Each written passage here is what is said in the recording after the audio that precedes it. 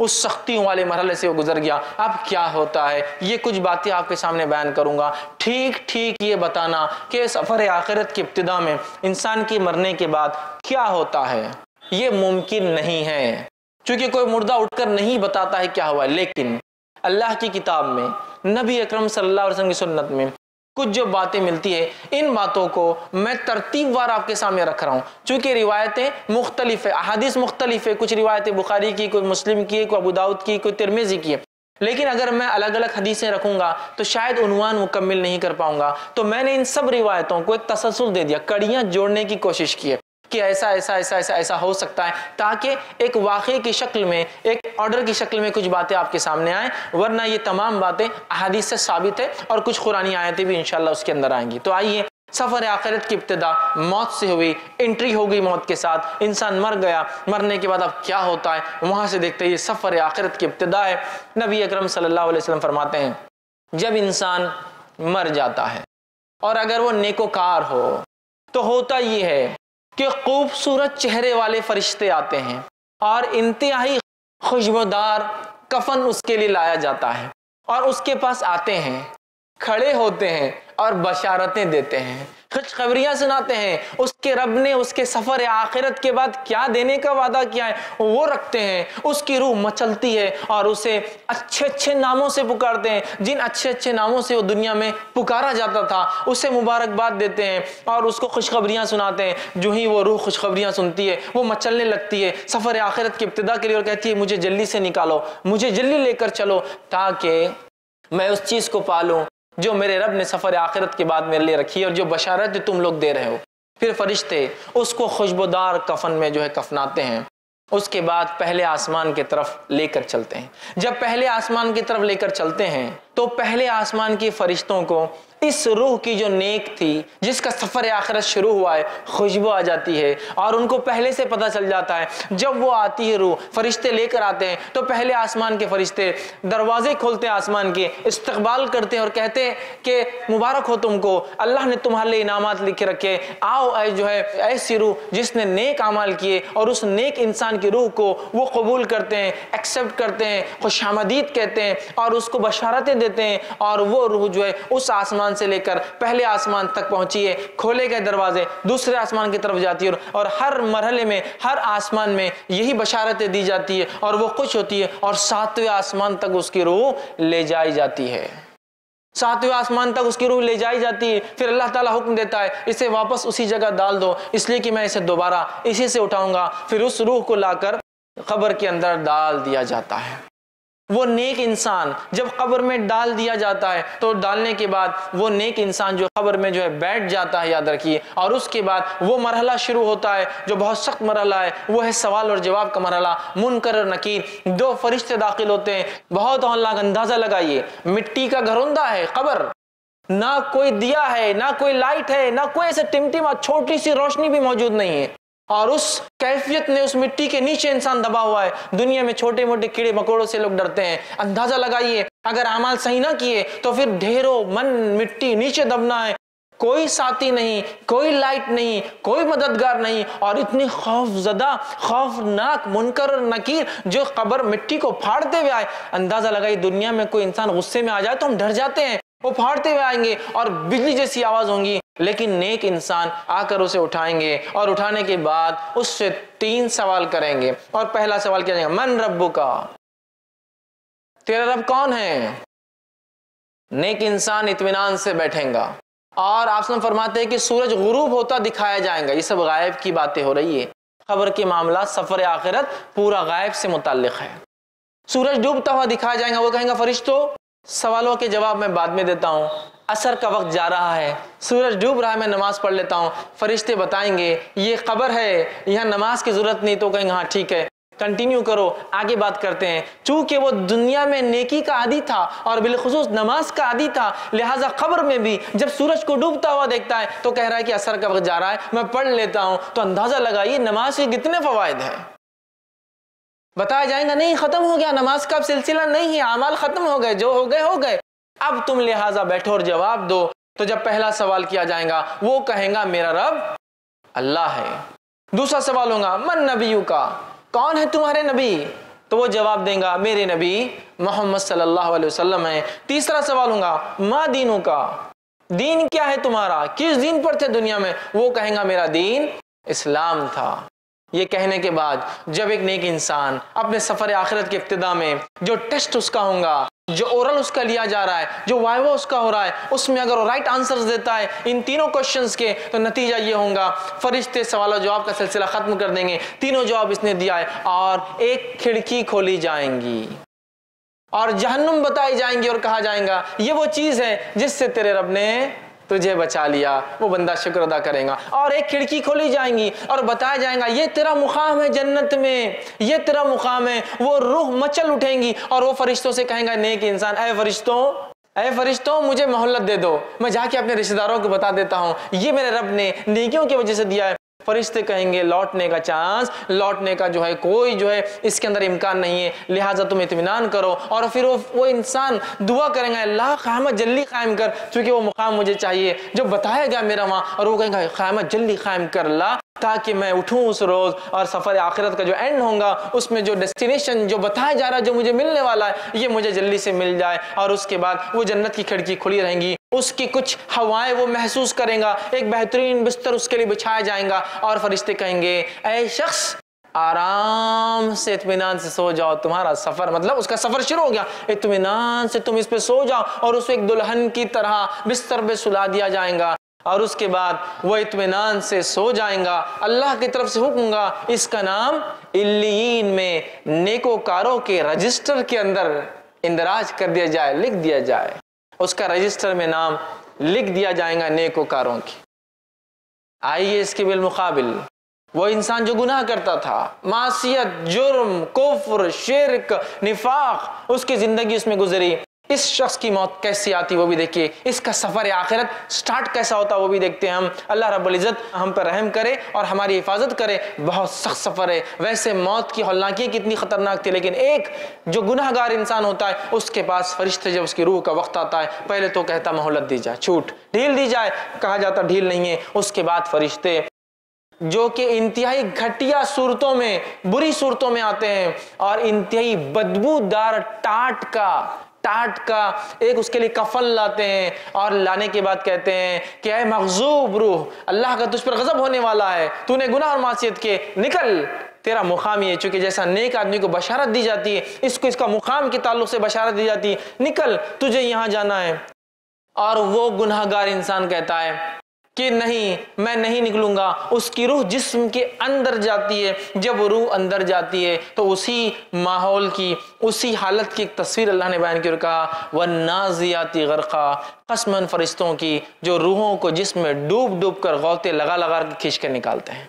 चूंकि उसकी रूह बाहर आना नहीं चाहेंगी, वो अंदर जाएंगी और ये फरिश्ते अंदर जा के रूह को निकालेंगे। और इसी बात को अल्लाह रब्बुल इज्जत ने सूरह अनाम सूरह नंबर 6 आयत नंबर 93 में देखिए कैसा बयान किया। अल्लाह फरमाता है ऐ नबी कि अगर तुम देखते जब जालिमों की मौत का वक्त करीब आता है, ठीक है, और वो मौत की झांकनी में जाकर फंसते हैं, सकरात में होते हैं, तो फरिश्ते उनके पास जाते हैं, मलाइकतु बासितु अयदीहिम, और अपने हाथों को बड़ा बड़ा कर खींचते हैं उसकी रूह को, निकल। चूंकि एक नहीं कई फरिश्ते आते, याद रखें, निकल उसको खींचते हैं। अब तुम्हें बताया जाएगा कैसा अजाब तुम्हें मिलता है उन बातों के लिए जो तुम अल्लाह के ताल्लुक से बगैर इल्म के बक दिया करते थे, निकलो बाहर। अब तो फरिश्ते डूब डूब कर निकालेंगे, फरिश्ते खींच कर निकालेंगे। वो सफर के लिए राजी नहीं होंगी वो रूह, वो अंदर घुसेंगी। फरिश्ते जब निकालेंगे, नबी अकरम सल्लल्लाहु अलैहि वसल्लम फरमाया कैसी तकलीफ होंगी उस शख्स को जिसकी रूह, जो गुनाहगार होगा, जैसे एक भेड़ हो, भेड़ समझते ना, शीप, भेड़ हो, उसकी ऊन कितनी गुत्थियां होती है उसमें, वो अगर गीली हो और उस पर कोई एक कांटेदार छड़ी ले और उसको घुमाए जिसमें बाल अटक जाए और फिर उसको खींच कर निकाले, उस किस्म की शदीद तकलीफ वो महसूस करता है।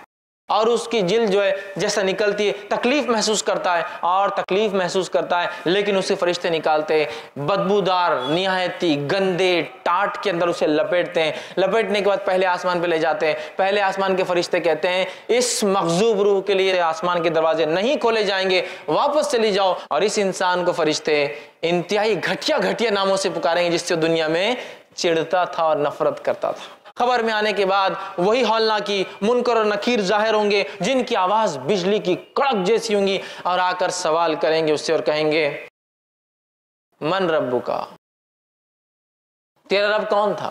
काफिर कहेगा हा ला अदरी, मुझे नहीं पता मेरा रब कौन था, मुझे नहीं पता, जवाब नहीं दे पाएगा। दूसरा सवाल होगा मन नबीयुका, नबी कौन थे, तेरा नबी कौन है? काफिर कहेंगे हा ला अदरी, मुझे तो नहीं मालूम कौन मेरे नबी है, जवाब नहीं दे पाएंगे। तीसरा जो सवाल मा दीनुका, तेरा दीन क्या है? काफिर कहेगा हा ला अदरी, मुझे इसका भी जवाब नहीं मालूम। उसके बाद वो जवाब नहीं दे पाएगा कोई चीज का, मतलब तीनों सवालात में वो फेल जाएगा। और उसके बाद फरिश्ते, एक खिड़की खोली जाएंगी, जन्नत दिखाई जाएंगी और कहा जाएगा ये वो चीज है जिससे तू महरूम रहा। और एक खिड़की खोली जाएंगी, जहन्नुम में उसका मुकाम बताया जाएगा और कहा जाएगा ये वो मुकाम है जहां तुझे जाना है। और वो शख्स, वो उसकी रूह कहेंगी अल्लाह क़यामत तू कभी कायम मत कर, क्योंकि अभी ये तकलीफ है, वो मुकाम कितना सख्त होगा, ठीक है, क़यामत कायम ना कर। और एक आँख का बिस्तर उसके लिए लाया जाएगा, आँख का लिबास, फायर का उसके लिए एक बिस्तर, आँख का लिबास लाया जाएगा और वो लिबास उसको पहना दिया जाएगा। उससे अब आँख के बिस्तर पे सोना है, आँख का लिबास पहनना है। जब उसे लिटाया जाएगा, एक इंतहाई बदसूरत किस्म का इंसान उसकी खबर में आएगा। वो कहेगा तुम कौन हो? वो कहेगा मैं तेरे आमाल हूँ जो तू दुनिया में किया करता था, अल्लाह की तरफ से हुक्म, इसका नाम सिज्जीन में, इसका नाम रजिस्टर में इंदराज कर लो, रजिस्टर में लिख लो। सिज्जीन में उन लोगों के रजिस्टर में जो गुनाहगारों का रजिस्टर है, जो कैद खाना है, जो जेल है, उसमें इसका नाम लिख दो, उसका नाम रजिस्टर कर लिया जाएगा उस मामले में। और वो क़यामत तक तकलीफ के अंदर लेटने वाला है। इन मरहलों पे थोड़ा गौर कीजिए, कैसा अजीब सफर है, कैसी खतरनाक इब्तिदा है और हमारी इसके लिए क्या तैयारी है, ये सोचना सबसे इंपॉर्टेंट पॉइंट है, सबसे अहम मामला है, ये नुक्ता सबसे अहम है। आज दुनिया की जिंदगी में हम इतने गर्क हैं कि हमें कुछ नहीं समझ में आता सिवाय माल, दौलत, बीवी, बच्चे, घर, जायदादें, अच्छी अच्छी गाड़ियां और स्टेटस और मुकाम। इसके अलावा हम कुछ नहीं करना चाहते, याद रखिए, कुछ नहीं करना चाहते हैं। ये सफर कैसे तय करेंगे? अगर आप एक सफर करके जाते हैं किसी दूसरे शहर में और उस होटल के अंदर गद्दा बराबर ना हो, रुई बराबर भरी ना हो, या फिर गद्दा स्पेशल टेक्नोलॉजी से अगर बना हुआ ना हो, तो सुबह उठ के हम कहते हैं पीठ साथ नहीं दे रही है, आज काम बराबर नहीं होगा। अंदाजा लगाइए उस चीज का जो गुनाहगार के साथ हो रही है। आंख का बिस्तर, आंख का लिबास, किस किस्म की तकलीफ है। तो इस सफर आखिरत को हम मामूली ना समझे। अगर इसके इब्तिदाई मरहले ऐसे हैं तो अगले मरहले कैसे होंगे हम अंदाजा लगा सकते हैं, याद रखिए। तो लिहाजा ये बद और नेक का था। अब एक मामला यहां जो हो रहा है, आमाल। आमाल वो साथी है जो साथी हमारे साथ खबर में आने वाले हैं, जिसको हम सबसे बड़ा दुश्मन समझते हैं अपना। नबी अकरम सल्लल्लाहु अलैहि वसल्लम फरमाते हैं तीन दोस्त है एक इंसान के, एक वो साथी, वो दोस्त, वो फ्रेंड है जो इंसान के मरते ही उसका साथ छोड़ देता है, रिलेशनशिप तोड़ देता है। सेकंड वो दोस्त, वो फ्रेंड है जो मरने के बाद कब्रिस्तान तक आता है। और तीसरा वो फ्रेंड और दोस्त है जो खबर में साथ आता है। पहला दोस्त माल और दौलत है, इंसान मरा और इंसान के मरने के साथ जायदाद, जमीन, दौलत, गाड़ियां, बंगले, घोड़ा, सब वहीं रह गया, सब रह गया। पहला दोस्त तो साथ छोड़ देता है। अगला मरहला, नेक्स्ट फ्रेंड को देखते हैं। दूसरा दोस्त आप सल्लल्लाहु अलैहि वसल्लम फरमाते वो है जो कब्रिस्तान तक साथ आता है। ये कौन है मालूम? ये दोस्त, रिश्तेदार, साथी, वो लोग जो गम मनाते, जो रोते हैं आपके ऊपर, जो आपकी जाने जिनको तकलीफ हुई है वो है, लेकिन वो भी खबर तक आते हैं। और खबर में आने के बाद क्या होता है, वहां आते, दफनाते और चले जाते हैं, है ना। तो माल, दूसरा दोस्त, रिश्तेदार, लेकिन वो भी कुछ साथ नहीं थे। तीसरा फरमाते दोस्त इंसान का आमाल है जो खबर में साथ आ रहे हैं। आगे हदीस के अंदर बात, खबर में आने वाले अच्छे बुरे आमाल। लेकिन कितनी अफसोस की बात है, तीन दोस्तों में से मेरा सबसे पक्का दोस्त कौन है अब तय कर ले। और देखा यह जा रहा है कि आजकल हम लोगों का सबसे पक्का दोस्त तीसरा नहीं है वो आमाल, पहला सबसे पक्का दोस्त माल है भाई, माल। इसके वजह से रिश्तेदारियां तोड़ दी जाती है, इसको कमाने के लिए हलाल और हराम की तमीज छोड़ दी जाती है, इसको कमाने के लिए सब कुछ किया जा रहा है, इसको कमाने के लिए, हासिल करने के लिए गबन, तकलीफ, ठीक है, इसके बाद लोगों के हक मारे जा रहे हैं। इसी के लिए तो दुनिया में सब कुछ हो रहा है, याद रखिए।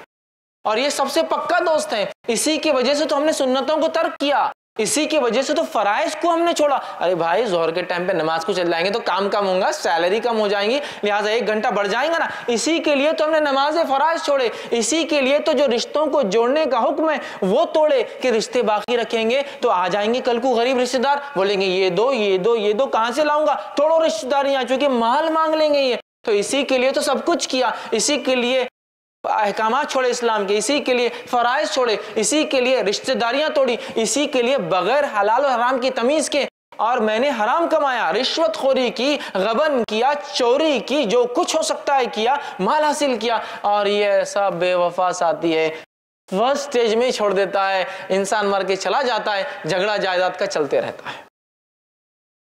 इसको सबसे पक्का साथी बना लिया हमने, जबकि सबसे कच्चा है ये, सबसे ज्यादा बेवफा दोस्त है ये। दूसरा दोस्त रिश्तेदार, कहां तक आते हैं ये भी, खबर तक। ये वही रिश्तेदार है ना जिनके लिए आपने शरीयत को बालाए ताक रखा, भाई शादी ऐसी करो, ऐसी शादी थोड़ी होती समाज में, बड़े क्या कहेंगे हमारे। ये वही रिश्तेदार है ना जिनकी वजह से सुन्नतों को छोड़ा, ये वही रिश्तेदार है ना जिनकी वजह से हमने दीन और इस्लाम को छोड़ा।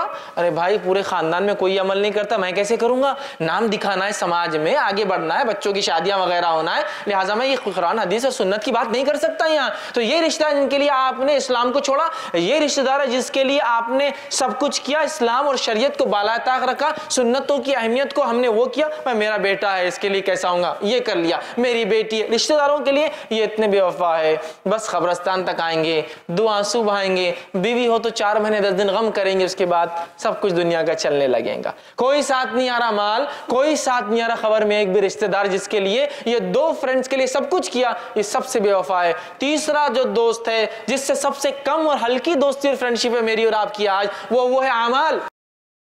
ये जिंदगी में भी साथ है, ये कब्र में भी साथ है, ये मकाम महशर में तराजू में भी तोला जाएगा, और इंशाअल्लाह अल्लाह के फजल और रहम के बाद ये वजह बनेगा जन्नत में जाने की। अमाल, अमाल, लेकिन अमाल बाद में, पहले माल फिर रिश्तेदार क्या बोलेंगे, यही मामला है ना। देखिए कोई काम करना है, नहीं भाई इससे पहले तो देख लो बिजनेस पे क्या फर्क आता। दूसरा रिश्तेदार क्या बोलेंगे, अरे नहीं तो सुन्नत है, रिश्तेदार क्या बोलेंगे, भाई समाज में रहना है ना। उसके बाद अमाल का सोचा जाएगा।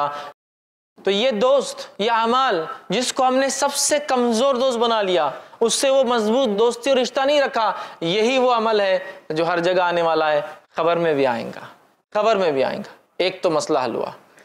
दूसरा, सवालात तो कितने आसान दिखते हैं ना, मन रब्बू का, रब्बी अल्लाह, मेरा रब अल्लाह है, कितना आसान जवाब है।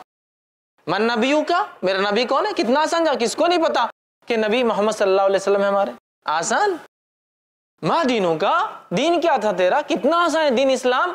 3 सवाल और 3 अल्फाज में जवाब है इसके, अल्लाह, मोहम्मद सल्लल्लाहु अलैहि वसल्लम और इस्लाम। मैं तो यूं ही दे दूंगा। मेरे भाइयों, इस बात को गौर से हम सुने और समझे, इन 3 सवालात का जवाब वही आदमी दे सकता है जिसकी जिंदगी इन तीनों के मुताबिक गुजरी हो। याद रखिए, इन 3 सवालात, जिसने अल्लाह को वाकई में रब माना, उसके साथ कभी शिर्क नहीं किया, उसकी तौहीद पर जिंदगी गुजारी, उसके अहकाम को सुना, उसके हराम को हराम जाना, उसके हलाल को हलाल जाना, उसकी इताअत, उसकी शरीयत की इताअत की, उसकी फरमाबरदारी में जिंदगी गुजार दी, उसकी मोहब्बत के लिए दुनिया में सब कुछ किया, तो वो कह सकेगा मेरा रब अल्लाह है। अल्लाह एक लफ्ज है ना सिर्फ, क्यों नहीं कह सकूंगा, नहीं कह सकेंगे जिसकी जिंदगी इस पे नहीं चली हो। हम शिर्क, कुफ्र, मासियत, अहकाम को तोड़ना, हराम में जिंदगी डूबी हुई है, मनमानी जिंदगी गुजार रहे हैं, नहीं अल्लाह ताला फिर भी हमको ये नहीं, ये लफ्ज नहीं आएगा जबान पे, याद रखिए। ये तो उसी के जबान पे आएगा जिसकी जिंदगी अल्लाह को रब मानते हुए गुजरी हो और अल्लाह को रब मानते हुए दुनिया से चला गया हो, याद रखिए। और इसी रब के लिए उसने लोगों से रिश्ते तोड़े, इसी रब के लिए लोगों से उसने लड़ाइयाँ की, इसी रब की खातिर दोस्ती हुई, इसी रब की खातिर दुश्मनी हुई, इसी की खातिर हराम को छोड़ा, इसी खातिर हलाल को किया। इसने कहा था रिश्तेदारियाँ निभाओ, तो मैंने कर लिया था। सब कुछ अल्लाह के लिए हुआ, वो कह सकेंगे मेरा रब अल्लाह है। दूसरा, मेरा नबी कौन है, मोहम्मद सल्लल्लाहु अलैहि वसल्लम, कितना आसान है। लेकिन ये वही कह सकेगा जिसकी जिंदगी नबी अकरम सल्लल्लाहु अलैहि वसल्लम की इत्तिबा में गुजरी हो। मनमाने ढंग से जिंदगी गुजारने वालों को यह जवाब नहीं मिलेगा, इसका याद रखिए। जिसने जो सुन्नत को बालाए ताक रखा, सुन्नत क्या है, कर लिए तो अमल ठीक, नहीं करे तो चलता, माहौल बना दिया गया। ये सुन्नत पे अमल करे तो ठीक, नहीं करे तो चलता है, ऐसा कोई मसला नहीं, इतना माहौल बना दिया गया। आज ये सुन्नतों को मजाक समझ रहे हैं, सुन्नतों का इनकार करना फैशन बन चुका है आजकल। मानो अरे ये हदीस तो मेरे पल्ले नहीं पड़ रही भाई, समझ में नहीं आ रही, रद्द। अरे ये हदीस तो मुझे समझ में नहीं आ रही, रद्द। अरे ये हदीस तो इसके खिलाफ दिख रही मुझे, रद्द। अरे ये हदीस में तो फलां, रद्द। मतलब तुम्हारी अक्लें जांचेंगी अब सुन्नत को। सुन्नत का इनकार किया पूरी ज़िंदगी, मनमानी ज़िंदगी गुजारी, तो फिर क्या वो ये कह सकेंगे मेरे नबी मोहम्मद सल्लल्लाहु अलैहि वसल्लम है? याद रखिए, जो नबी अकरम सल्लल्लाहु अलैहि वसल्लम की मोहब्बत करता है, मोहब्बत का तकाजा इताअत और फरमाबरदारी याद रखिए। इसलिए कि आप सल्लल्लाहु अलैहि वसल्लम ने फरमाया कि जिसने मेरी सुन्नत से मोहब्बत की उसने मुझसे मोहब्बत की। मन अहब्ब सुन्नती फमन अहब्बनी, उसने मुझसे मोहब्बत की। व मन अहब्बनी कान माई फिल जन्नह, और जिसने मुझसे मोहब्बत की मेरे साथ जन्नत में होगा।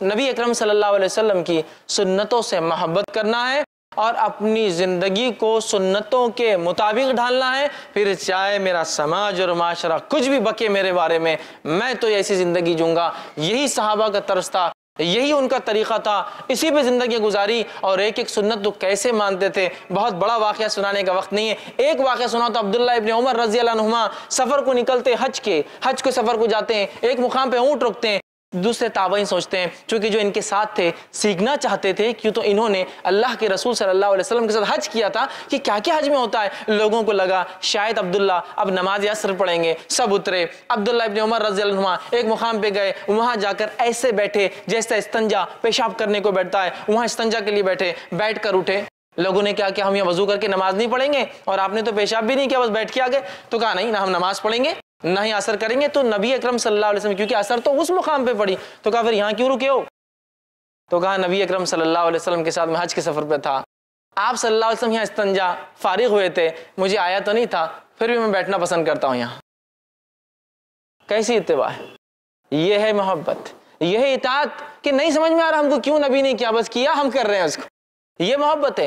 ये था उनका अमल, सुन्नतों से ये मोहब्बत थी। याद रखिए, आज हमारा क्या है, सुन्नत तो है ना, चलता है, सुन्नत तो है ना, देखा जाएगा। अरे भाई सुन्नत ही है ना, फर्ज थोड़ी है। ये हाल हमने बना दिया है। तो क्या ऐसा शख्स ये कह सकेगा हाँ मेरे नबी नहीं कह सकेगा? ये वही कहेगा जिसकी जिंदगी ऐन सुन्नत पर गुजरी हो, या कम से कम गुजार ना सका हो तो तड़प रखता था शदीद कि अल्लाह मौका मिले तो मैं गुजारूं। क्योंकि दुनिया के ऐसे कई इलाके हैं जहाँ सुन्नत अमल करना मुश्किल ही नहीं, नामुमकिन होता है। तड़प रखा था उसने कम से कम। ये तीसरा सवाल कितना आसान, माँ दीनू का, तेरा दीन क्या है? मेरा दीन इस्लाम है। किसको नहीं पता? किसको नहीं पता? मजमे में से सबको पता है, लेकिन यह जवाब उसी के मुंह से निकलेगा जिसकी जिंदगी इस्लाम के मुताबिक थी, जिसका पैदा होना इस्लाम के मुताबिक था, जिसकी शादी इस्लाम के मुताबिक थी, जिसका मरना इस्लाम के मुताबिक था, जिसका उठना और बैठना और खाना और पीना सारे अमाल इस्लाम के मुताबिक थे, जिसकी शर्म हया लिबास सारा इस्लाम के मुताबिक था। यहाँ तो पूरी जिंदगी मनमानी, शादी अपने ढंग से, मैयत अपने ढंग से, पैदाइशी अपने ढंग से, मनमानी करते हैं। इस्लाम तो तब आता है जब झगड़े की बात आती है ना। इस्लाम तो तब आता है जब तलाक की बात आती है। शादी तो मनमाने ढंग से होती है, तलाक ही सुन्नत के मुताबिक होती है। हालत तो ये है, हालत तो ये है। फिर हम बोल रहे हाँ नहीं, हम तो आसानी जवाब दे देंगे इस्लाम हमारा दिन था। नहीं, ये अल्फाज नहीं आएगा मेरे भाई। जिसकी ज़िंदगी इन तीन चीज़ों पे थी, जो वाकई में अल्लाह को रब मानता था, शिरक नहीं किया उसके साथ, जो वाकई मोहम्मद सल्लल्लाहु अलैहि वसल्लम को ये अपने लायक इत्तिबा मानता था और आपके तरीक़े पर ज़िंदगी गुजारी, और जिसने वाकई में इस्लाम को अपना दीन समझा और उसके मुताबिक उसके ज़िंदगी का हर शोबा था, याद रखिए, कम अज़ कम ना कर सका तो तड़प रखता था, वही जवाब दे पाएगा। क्या जवाब दे पाएगा? मेरा दीन इस्लाम है। तीन सवाल आसान दिखते हैं, जवाब हर आदमी नहीं दे पाएगा जब तक कि उसकी ज़िंदगी इस पे ना हो। आगे बढ़ते हैं। सहाबा ने कहा अल्लाह के रसूल, सफ़र आखिर जारी है, कहा अल्लाह के रसूल ये जो आप कह रहे हैं ये फरिश्ते आ जाएंगे मुनकर नकीर, क्या हौलनाक सिचुएशन होंगी, ख़तरनाक सिचुएशन होंगी कि एक इंसान खबर में अकेला और इतने खतरनाक बिजली से ज़्यादा तेज़ कड़कने वाली आवाज़ वाले, बड़ी बड़ी आंखों वाले, इतने बड़े दांत वाले दो फरिश्ते आके सवाल करेंगे, कैसे हम जवाब दे पाएंगे? सहाबा के देखिए, सहाबा ने क्या सवाल किया, सवाल दोहराता हूँ। सहाबा ने पूछा अल्लाह के रसूल सल्लल्लाहु अलैहि वसल्लम, आदमी के सर पर अगर फरिश्ता गज लेकर खड़ा हो तो इसका मतलब फरिश्ता गज भी लेकर आए। गज समझते ना, लोहे की रॉड, सलाख। तो वो फरमा रहे अल्लाह के रसूल, वो अगर गज लेकर खड़ा रहेगा सर पर तो हम तो मिट्टी के बुत बन जाएंगे, मुंह से जवाब भी कैसा निकलेगा उस खतरनाक फरिश्ते के सामने, है ना? तो अल्लाह के रसूल सल्लल्लाहु अलैहि वसल्लम फरमाते हैं कलमा तौहीद ला इलाहा इल्लल्लाह की बरकत से तुम जो है खबर के सवालात के जवाबात भी दोगे, दुनिया भी तुम्हारी और आखिरत में भी अल्लाह तुम्हें साबित कदम रखेगा। और फिर अल्लाह के रसूल सल्लल्लाहु अलैहि वसल्लम ने ये आयत तिलावत की जो सूरह इब्राहिम सूरह नंबर 14 आयत नंबर 27 1427 है। युसब्बितुल्लाहुल्लज़ीना आमनु बिलक़ौलि साबिति फ़िल हयाति दुनिया व फ़िल आखिरा। अल्लाह ताला युसब्बितुल्लाहुल्लज़ीना आमनु जमा देगा ईमान वालों को बिक़ौलि साबित, एक मजबूत कलमे के ज़रिए। और वो कलमा कौन सा है? ला इलाहा इल्लल्लाह, कलमा तौहीद। फ़िल हयाति दुनिया व फ़िल आखिरा, दुनिया की ज़िंदगी में और आखिरत की ज़िंदगी में कलमा तौहीद की बुनियाद पर हम जमेंगे। याद रखें, तो दुनिया में भी अगर हमें कदम जमाना अपने, कलमा तौहीद और उसकी बरकतें होंगी जिसकी वजह से होगा। और आखिरत का तो मामला कलमा तौहीद ही है, ला इलाहा इल्लल्लाह है। तो ये भी पता चल गया कि बरकत तौहीद की क्या है। ये तौहीद की बरकतों की वजह से इंसान के सवाल और जवाब में आसानी, मुनकर नकीर से नहीं डरेगा, दुनिया अच्छी गुजारेगा और इंशाअल्लाह अज़ीज़ आखिरत भी से इंसान की अच्छी होंगी। अब आइए आगे बढ़ते हैं। खबर में एक चौथा सवाल भी होगा, हैरत मत कीजिए, लेकिन ये सवाल नहीं है, ये फरिश्ते पूछेंगे, फिर सवाल की शक्ल में नहीं, ताज्जुब की शक्ल में या तारीफ की शक्ल में। वो क्या चीज़ है? इसके ताल्लुक से अबू दाऊद और बुखारी की रिवायत आती। अबू दाऊद की रिवायत में है, नबी अकरम सल्लल्लाहु अलैहि वसल्लम फरमाते हैं, जब बंदा 3 सवालात के जवाब दे देगा, मतलब ये नेक इंसान था, राइट आंसर्स दे देगा, तो फरिश्ते उससे पूछेंगे और सवाल करेंगे, मा युद्रिक, तुझे हमारे सवालात के जवाब कैसे आए? बहुत इंपॉर्टेंट इशू है। अगर जो लोग स्टूडेंट्स हैं, स्कूल कॉलेज जाते एग्जाम्स देते हैं, वो इस बात को समझ सकते हैं कि वाइवा में अगर कोई क्वेश्चन आने वाला है और वो क्वेश्चन का आंसर कहाँ मिलता है अगर पता चल जाए तो कितनी बड़ी बात होगी ना। वही बात हो रही। फरिश्ते पूछेंगे, पता कैसे चला आपको ये 3 सवालात के ये 3 जवाब है? सब सवाल करने वाले। तो नेक इंसान क्या जवाब देगा? सुनिए, अल्लाह के रसूल सल्लल्लाहु अलैहि वसल्लम फरमाते हैं, ये मुस्नद अहमद की रिवायत का एक टुकड़ा, एक हिस्सा है। आप फरमाते हैं, क़राअतु किताब अल्लाह, मैंने अल्लाह की किताब पढ़ी थी, आमनतु भी, मैं उस पर ईमान लाया, वसद्दक़तु, और उसकी तस्दीक भी की थी मैंने कि हक़ है। मैंने अल्लाह की किताब पढ़ी, ईमान लाया और तस्दीक भी की। देखिए, ईमान लाना है और तस्दीक करना एक चीज़ की, मानता हूँ मैं इस चीज़ को, मुझे यकीन है इस चीज़ पर, यकीन किया था, लिहाजा मुझे जवाब मिल गए। तो कहाँ है इन 3 सवालों के जवाब? अल्लाह की किताब में। कौन सी गाइड बुक में मिलेंगे आखिरत और आखिरत के सफ़र के सवालात के जवाब? कुरान में। इसको पढ़ना है। पढ़ना है तो सिर्फ ये नहीं कि हाँ पढ़ लिया अलिफ लाम मीम ज़ालिकल, पढ़ना है, तस्दीक भी करना है ना ईमान के साथ। इस किताब में कोई शक नहीं।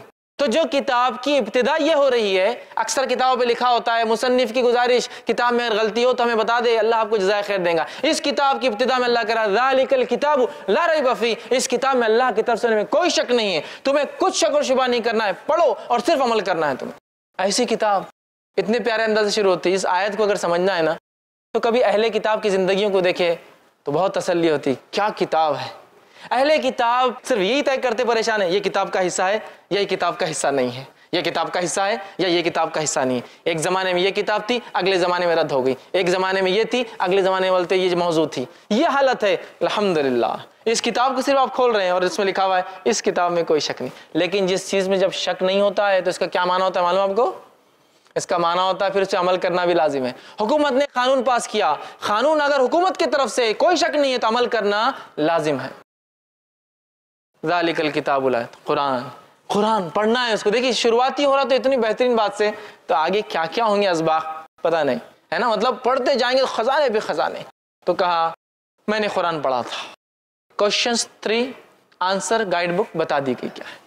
अब दूसरा आदमी जो जवाब नहीं दे पाएगा, फरिश्ते पूछेंगे क्यों जवाब नहीं दे पाया, और कोई अच्छी बात तो नहीं करेंगे उससे।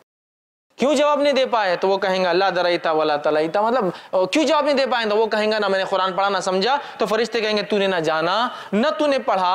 और एक फरिश्ता, एक रिवायत के मुताबिक गज लिया हुआ फरिश्ता, और एक रिवायत के मुताबिक जो सही बुखारी की है 2 हथौड़े लिया हुआ फरिश्ता होगा। हथौड़े, ठीक है, गज नहीं, हथौड़े। हथौड़े समझते ना आप? हथौड़ा जो होता है पत्थर तोड़ने में जो इस्तेमाल, वो 2 हथौड़े लेंगे और जब पूछेगा तूने ना पढ़ा ना समझा, दोनों हथौड़ों को लेके इस जोर से दोनों कनपट्टियों पे मारेगा तो रिवायत के अंदाजा वो ऐसा चीखेगा, वो मुर्दा इतने जोर से चिल्लाएगा कि जमीन और आसमान की हर मखलूक सुनेंगी उसकी आवाज सिवाय जिन और इंस को छोड़कर, और उसका सर जर्रात में तब्दील हो जाएगा। और यही अजाब उसको क़यामत तक दोबारा उठने तक मिलने वाला है। आँख का बिस्तर, आँख का लिबास, हथौड़ों का अजाब। एक रिवायत में गज के है, गज, वो गज लेके खड़ा होगा और गज लेके खड़ा होगा और इस जोर से मारेगा। और ये गज वाले फरिश्ते और हथौड़े वाले फरिश्तों की दोनों की खुसूसियत ये, दोनों अंधे और बहरे हैं, सुनते भी नहीं है, देखते भी नहीं है, चांद जर्रा बराबर भी नहीं है कि कुछ वो कर सके। ना सुनते हैं ना देखते हैं क्या हो रहा है, लेकिन मारते हैं। अगर दोनों रिवायतों को मिला लिया जाए तो माना ये हुआ, तो एक फरिश्ता कनपट्टियों पे मारता है हथौड़े से और एक फरिश्ता पीछे से खड़े होकर सर पे मारता है गज। दोनों रिवायतों को मिलाती मां। तो उस गज के ताल्लुक से आपने फरमाया जब वो गज उठाता है और मारता है उसके सर पर, चूंकि सफर आखिरत की तैयारी नहीं करके आया था, तो वो गज जब सर पे पड़ता है तो उसका सर जर्रात में तब्दील हो जाता है। और आप सल्लल्लाहु अलैहि वसल्लम ने फरमाया क्या तुम जानते हो ये गज के बारे में, कैसी गज है वो जो लोहे की सलाख है? साहबा ने कहा आप बताइए कैसी है? तो कहा ये गज ऐसी है कि अगर एक बड़े पहाड़ पर मार दी जाए तो एक वार से पूरा पहाड़ जर्रात, जर्रात समझते हैं ना, जर्रात उन पार्टिकल्स को कहते हैं जिनको बगैर फूके के खुद ब खुद उड़ते रहते हैं एनवायरनमेंट के अंदर, एटमॉस्फेयर में, जर्रात में तब्दील हो जाएगा। और फिर आपने फरमाया ये गज कितनी वजनी बताऊं? इतनी वजनी है कि सारे इंस आदम अलैहिस्सलाम से लेकर आखिरी बच्चा जो पैदा होगा और सारे जिन इब्लिस से लेकर आखिरी जो जिन होगा सब भी अगर जमा हो जाए और इस गज को हलाना चाहे तो हला भी नहीं सकते हैं, इतना वेट होगा उसे एक गज का। तो कनपट्टी पे हथौड़े, सर पे गज मारा जाएगा